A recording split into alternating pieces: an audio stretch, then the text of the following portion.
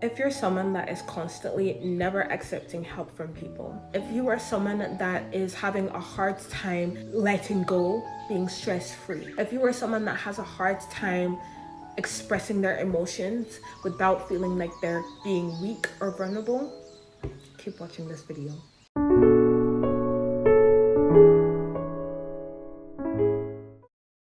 Hi everyone, it's Jessica here, and today I'm going to be talking about how to express and be more comfortable in your femininity and your feminine energy. When I use the word energy, it's just a lack of better words. This is in no way dabbling in the new age section of YouTube. I would like to take today's video to really just speak to those that are operating in a state of masculinity, those that are women by the way, and want to change. The people that usually fall under these categories are first daughters, especially those that are first daughters in large or POC families, and women that are self-sufficient. They were in charge of themselves from a very young age, women that have been in relationships with feminine men or just had bad experiences with men in general. Feminine energy to me is something that can be connected to lightness, freeness, willingness to receive, emotionality, vulnerability. The closest I can describe it to, a character that I can describe it to, just to make more sense to me and also to other people, is Aurora, Sleeping Beauty. If you have seen Sleeping Beauty, she talks to the birds. She is very just la la la la la. And that to me is something that is feminine energy. Feminine energy is something that is very assured and secure. She doesn't put herself to the wayside to accommodate other people's needs if she is not able to do that in her current state. She is able to accept help from people and ask for help as well. She has boundaries and she sticks to them. She does not violate her own boundaries, and she is able to express when her boundaries have been crossed in a clear, communicative, and elegant manner. She is not someone that experiences life in a non-romantic way. And so I really want to break down the behaviors of someone that is being in your masculine energy and things that you can do to really break out of that and fully embody your femininity holistically. Some things that I used to do when I was really strongly in my masculine energy was I never asked anybody for help. Even though I was struggling, there were moments where I could not have done it by myself, but I literally just grit my teeth and bear it. And that is something that is very unhealthy, and that is something that is more commonly a masculine trait. They are go-getters. They do things and they will find a solution and find a way. But I'm in a position where it would actually build and enhance my femininity to receive help. Now, I'm not saying that men, when they actually do really need the help of other people, they shouldn't ask for it, but it is more common than not that they will find a way to do it themselves, because they like to feel like they have accomplished something. They like to feel like they have done it and got it on their own. But as a woman that wants to be more in her feminine energy and less in her masculine energy, that type of behavior won't build me up. And so I find myself just getting increasingly more stressed, unnecessarily stressed with things that I didn't have to be stressed about, because all I had to do was open my mouth and say that I need help. And even when someone would offer to help me, I'd be like, no, I can do it myself, it's fine. I have hands, I have legs. Yeah, you got the thing done, but now you're tired and you maybe even pulled your back out or something. You can do it by yourself. You don't have to, and that is a luxury. It is not offensive when someone offers help to you. They are not undermining your skills or your ability when they are attempting to help you. They're just offering a lending hand, because that is what a good and kind human would do. And you deserve to get help. You don't have to shoulder everything by yourself. Who are you? Who actually are you? You don't get a merit and you don't get a medal for struggling. This is just strictly with like physical things. So like, say you're moving house, you're not asking anybody to help you move house.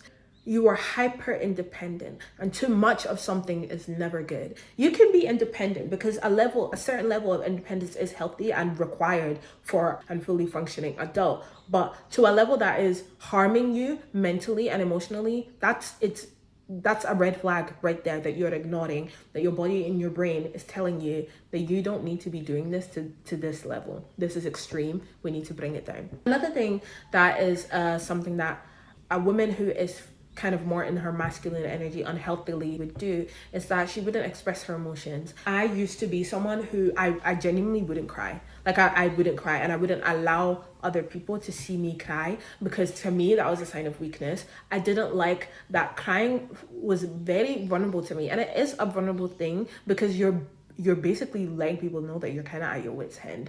You are upset. You're letting them know that what they've done has affected you, or you're just letting them know that you feel something about something, that you're not Superman, that you do find things hard sometimes. And that, to me, I was like, no, I don't need people to know that I find things difficult. I don't need people to know that I'm hurting. I don't need people to know that ah.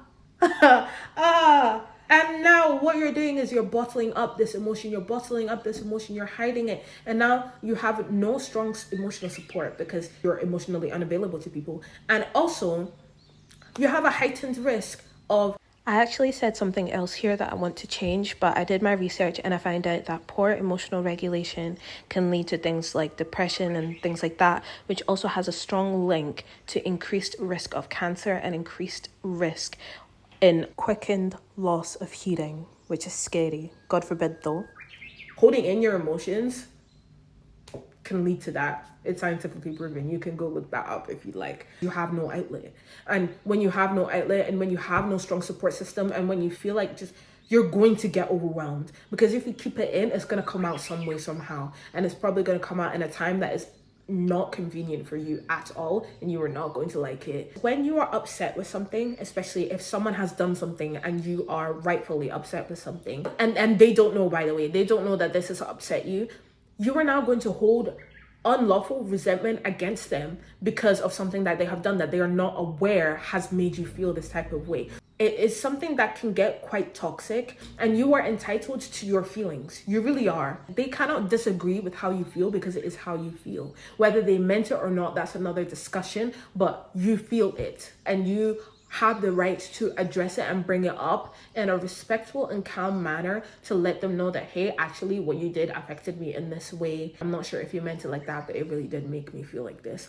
And then they are aware of it. They apologize if necessary. They apologize for your feelings and also then explain, because whether or not it was their intention to make you feel that way, they did, so they can at least apologize for making you feel that way. But they don't have to apologize for their actions if that was not their intent, and they can just explain that later on. Another thing that I would notice women who were more in their wounded femininity would do is that they would enter into relationships with the men that were not healthy, because unhealthy attracts unhealthy. If you are someone that is healthy, you will repel unhealthy people. So when you are unhealthy, you will attract potential suitors and partners that are also unhealthy. And because they know that you are unhealthy, because I guess we can kind of sense it sometimes, everybody can sense it, they will not treat you the way that you would be treated if you were in a healthy version of your femininity. When you are in a healthy version of your femininity,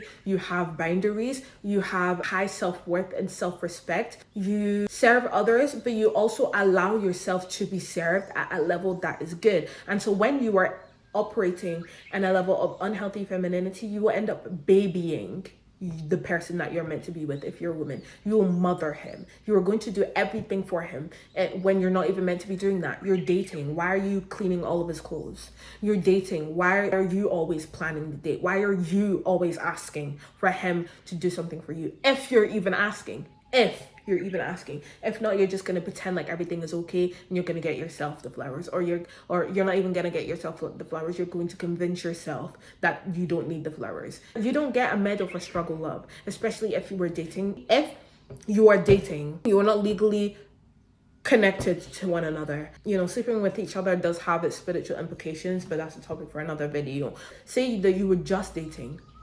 You have the freedom to leave. You have the gift and the blessing, actually, to leave. And you don't have to struggle with this, because you will not get a medal for being with a subpar husband. You will not get a medal for sticking through it and then sucking it up like a champ with a man that doesn't even like you. When you are unhealthy, you might believe that you are not deserving of a certain kind of love because it's more than what you feel like others have shown you in the past. And so surely the love that you're receiving is the type of love that you deserve. And because there's already an attachment there, because you like them, you're going to sit there and stick through it. You're going to stay there because it's love. period, or love, period. But I'm here to tell you that's not love. That is abuse, actually, to yourself. It is abuse to yourself. If the person is not actually being abusive to you, you are abusing yourself by allowing yourself to be treated below standards that you know that you wouldn't choose if you had the opportunity to. We really do accept the love that we think we deserve. And so something that being more sure in your femininity, you will believe that you are able to accept a high level of love and affection because you have loved yourself that way first, and you also know that you were loved that way first by God. So the things that you can do to really shift yourself back into your femininity and feminine energy is have someone close to you and trusted. So a best friend that maybe you just are not used to doing this thing with, but start letting them know when you feel upset by something. It doesn't have to be when you feel upset by something that they've done, but just upset about something that maybe happened at work. If it's like a women to women friendship, we will provide empathy, we will provide support and just emotional positivity to really build you up and affirm you and let you know that this is a safe space. They were probably waiting for that opportunity, but you didn't give it to them because you didn't want to be vulnerable and open with them. But now that you are, they can break down that belief that you had that you have to tough it out by yourself because no one's going to be there for you emotionally, and they are going to support you through it. So be more vulnerable with those really close to you. And if you feel like you need to cry, cry. When I felt the urge to cry, I did, and that helped me to be more in tune with my emotions, that I immediately knew that this isn't a funny feeling I'm getting. I am upset or sad or triggered because of this thing. It also helps you to be a more receptive person when someone else is feeling a negative emotion, like when they're sad and when they have to cry. You being more secure and you showing your emotions and you being more vulnerable will allow you to be a healthy support system for those who need it, for your friend that is upset, for your brother or sister that is crying. These types of things, because you have built up your feminine energy and you just being in your feminine, you will be able to provide people with nurture and care, which are traits of femininity and feminine energy. Another thing that you can do that I did that can pull you really into your femininity and feminine energy is to use your senses more. So that would be eyes, ears, mouth, and fingers. Be present in the moment. And so whether that is taking a walk in a really, really pretty forest, surrounded by nature and wildlife, just taking it all in, looking at all the flowers, thinking that they are beautiful, seeing all the animals operate in the way that they do, and just sort of allow your mind to be free and calm from the stresses and the burdens and the go-getter things that you have to do. Just allow yourself to rest and relax. Feminine energy, to me, she goes with the wind, and not in a way that she's flaky, but if something happens, it happens, and that is great. If something doesn't happen, it doesn't happen, and that is great. When people want to give something to me, thank you, I receive it. If they don't want to give anything to me, that is okay. When you are in a state of calming and relaxing, which is what being in tune with your senses and just being present will do, is that you will get used to being like that, to the point where you will not unnecessarily stress yourself out. And I think that it's important to say that as functioning people, we need both masculinity and femininity. They are both beneficial and are needed in certain situations, some more than the other for those situations. But when you are resting and just like neutral, doing something mundane, you were naturally going to fall into the state in which you were placed into. So obviously I'm a woman, I naturally would like to fall into a more feminine state when in a neutral or in a mundane situation. And so when I'm in that state, if I'm now overthinking or doing things because I can't relax and because I can't let myself sit down, or because I need to do this to help someone else and when they never asked for it and things like that, that is just going to unnecessarily stress me out. I'm exerting myself to a level that was not necessary because no one asked me to do that, and it's not even benefiting me. I didn't ask myself to do that. I'm just doing it because I don't know why I'm doing it. I'm just doing. That is masculine. Something that is feminine is being. Just be. and receive. Just be and receive. If you don't know what your boundaries are, please define your boundaries. Please define what you think love is. Please define what you think a healthy relationship is, whether it is platonic, familial, or romantic. Because if you do not define these three areas, what is not defined can be abused. And when you have these defined, you are able to carry yourself more confidently as a woman, and you are able to effectively communicate your boundaries and your desires because you are standing for yourself. You know what you like, and you're not going to settle for anything that's less than that. If you feel like you are being disrespected, you will perceive it and know that you have the freedom to leave, or perceive it and know that you have the freedom to speak up. When I have a boundary of mine that is crossed, I let the person know that, hey, I didn't appreciate that you did that. It made me feel a certain type of way and I don't really like it. If you could refrain from doing that to me in the future, that would be great. You just let them know. And if they do it again, they don't respect you, you leave. But you have let them know in the very beginning that this is my boundary. I'm letting you know because I like my space and I like my atmosphere and those around me to be very lovely, very loving, and that was not very loving. And so I would actually appreciate it if you would not do that again. Asserting your boundaries in a very gentle way, and sometimes you don't even need to say anything. Once you get more confident and sure and healthy in your feminine energy, sometimes you won't even need to say anything and your boundary has already been asserted. You would just maybe raise a brow or give a look or something like that, and the person will know, but healthy communication is always recommended, and especially if you are close with the person, communication is always advised. The last thing that I did to really work on being more healthily feminine and more in my feminine energy was to ask for help with something once a week.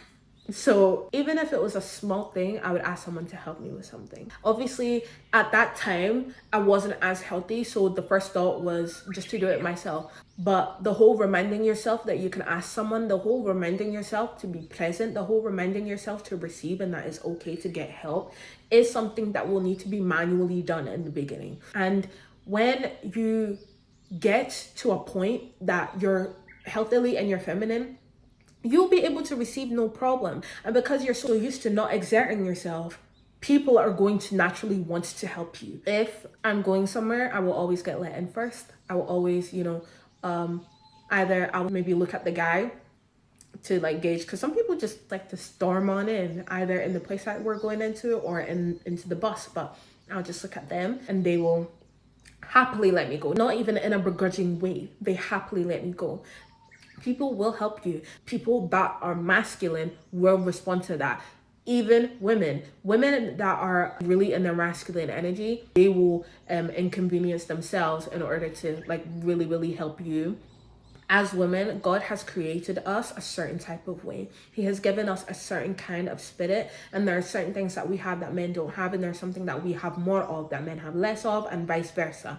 And so I think that things like us expressing our love a particular way that is different to men, or us being more vulnerable in a way that men kind of feel comfortable being when they're in our space, it's just something that we just naturally have as women. And so I feel like being more in my femininity, being more in my feminine energy allows me to revert into my natural atmosphere and into my natural way of being, and allows everything around me to follow that order. I really hope you guys enjoyed this video. It was more of like a sit down type chat. This video was not structured and was not planned like my other videos. Usually for my other videos I have talking points and things like that, but I really just went off the dome today because I wanted what I said to just be kind of natural and free flowing. What are your guys' idea of femininity? What's your perspective on feminine energy, womanhood, and things like that? Thank you so much for watching today's video. Please take the time to follow me on my TikTok and my Instagram. My TikTok is Love for Jessica